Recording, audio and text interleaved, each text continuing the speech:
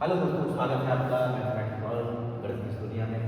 हम बात कर रहे थे, अध्ययन कर रहे थे संख्या पद्धति का। संख्या पद्धति में अभी तक हमने अध्ययन किया था संख्याओं के मूल प्रकार 12 में आप 8 संख्याओं का अध्ययन कर चुके थे। प्राकृतिक संख्या, समपूर्ण संख्या, पूर्णांक संख्याएं, परिमेय संख्याएं, अपरिमेय संख्याएं, सम संख्याएं, विषम संख्याएं और इसके बाद अध्ययन कर चुके थे भाज्य संख्या। आज इसके आगे अध्ययन करते हैं नौवीं संख्या का, जिसको कहते हैं अभाज्य संख्या। भाज्य के बाद जो संख्या है उसको कहेंगे अभाज्य संख्या।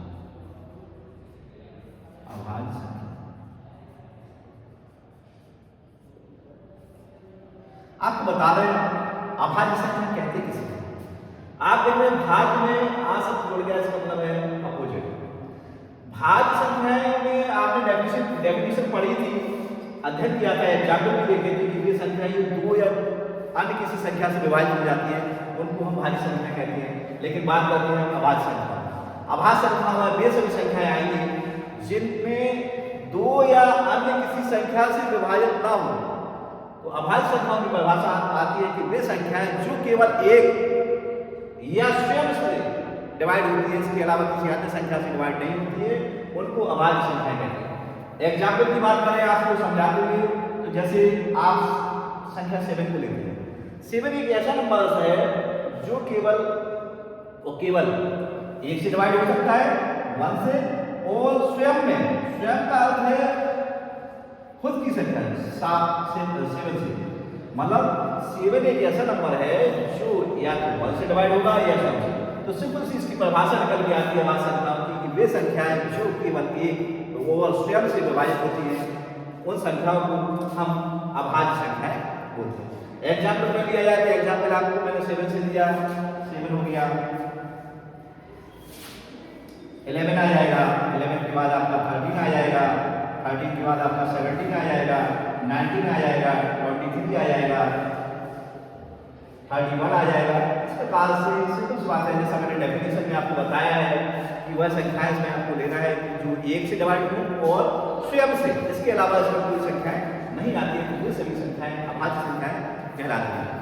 तो भाज्य अभाज्य संख्याओं के अध्ययन के बाद आपको बता दें अगली संख्या जो कहलाती है सह अभाज्य संख्या। सह अभाज्य सिंपल सी बात है,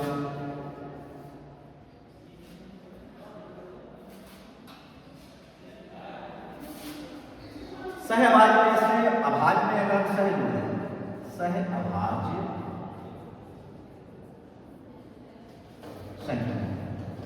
आपको बता दें सह अभाज्य संख्याएं जो है वे संख्याएं हैं जिसमें पेयर में सह मान होता है साथ में अभाज्य संख्या। जैसे आपने इसमें से अगर हम पेयर बना रहे 7 11 को ले लो, 5 7 को ले लो,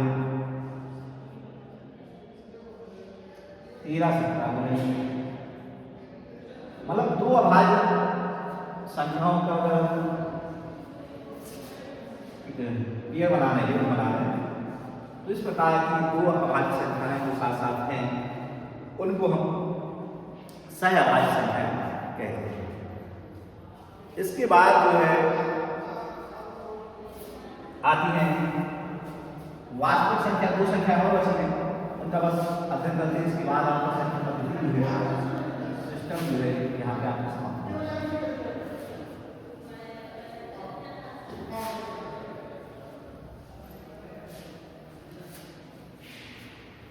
अब बात करते हैं वास्तविक। 11वें पढ़ते आपका 11वें प्रकार की संख्या है वो है वास्तविक।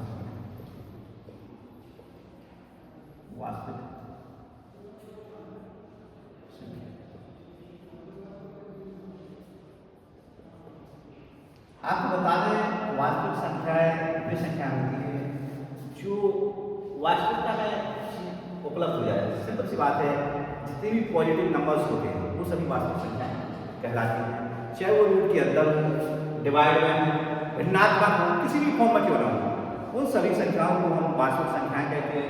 जैसे कोई भी संख्या मान लो हम रूट के अंदर लेते हैं 4 का हम वैल्यू निकालेंगे तो रूट को आएगी, रूट 16 है, सिंपल सी बात है, 9 है।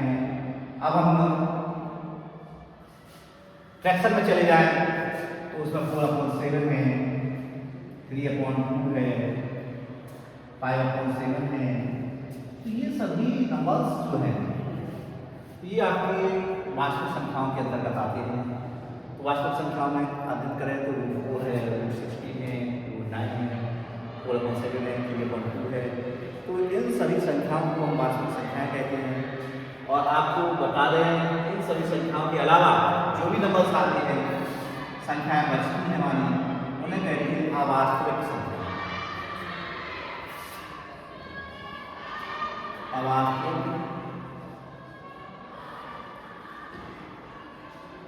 संख्या। अवास्तविक संख्या जैसा कि शब्द से स्पष्ट है, वास्तविक वास्तविक ना, मतलब ये संख्याएं जो वास्तविक नहीं होती है वो अवास्तविक संख्या होती है। अब अवास्तविक संख्या होती कौन सी है? आपको बता दें अवास्तविक संख्याएं जितनी भी जिनकी कोई वैल्यू ना फाइंड हो सके, वैल्यू ना निकाली जा सके, जैसे कोई भी नंबर जो होता है संख्या होती है, तो संख्या पद्धति में आप देखते हैं 4 है, 16 है, 9 है, ये पॉजिटिव नंबर है।